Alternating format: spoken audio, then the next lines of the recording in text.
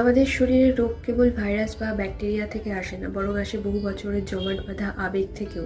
আপনি যখন অতিরিক্ত রাগ বা তিক্ততা মনের ভেতর পুষে রাখেন, তার সরাসরি প্রভাব পড়ে আপনার লিভারে। ভয় আমাদের কিডনির উপর চাপ সৃষ্টি করে। লক্ষ্য করবেন, চরম আতঙ্কে মানুষের মূত্রথলির উপর থেকে নিয়ন্ত্রণ আলগা হয়ে যায়। জীবনে এগিয়ে যাওয়ার ভয় বা নিরাপত্তাহীনতায় হাঁটুর ব্যথার কারণ হতে পারে। যখন মন সামনে এগোতে ভয় পায়, তখন পাও যেন স্থবির হয়ে যায়।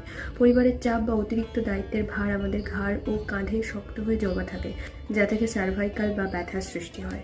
আমাদের মেরুদণ্ডের নিচের অংশ হলো শরীরের আধার। যখন আমরা আর্থিক অনটন বা জীবনের ভিত্তি নিয়ে দুশ্চিন্তা করি, তখন কোমরের ব্যথায় তা প্রকাশ পায়। যখন কোনো দুঃখ বা আঘাত কোষের ডিএনএ পর্যন্ত পৌঁছে যায় এবং বছরের পর বছর মনের ভেতর গুমড়ে মরে, তখন তা শরীরে ক্যান্সারের মতো মারণ ব্যাধি হয়ে ফুটে ওঠে। কেন আমরা গুরুত্ব দিই না? যেমন একটি সিগারেট আজ খেলে কালই ক্যান্সার হয় না, ঠিক তেমনই আজকের এক মুহূর্তের রাগ কালই রোগ তৈরি করে না। শরীর তার 20 থেকে 30 বছরের জমানো আবেগগুলো ধীরে ধীরে রোগে রূপান্তরিত করে।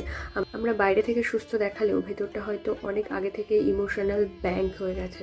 নিজের আবেগকে প্রকাশ করুন, ক্ষমা করতে শিখুন এবং মনকে হালকা রাখুন। শরীরকে সুস্থ রাখতে হলে আগে আত্মার কান্নাকে থামাতে হবে।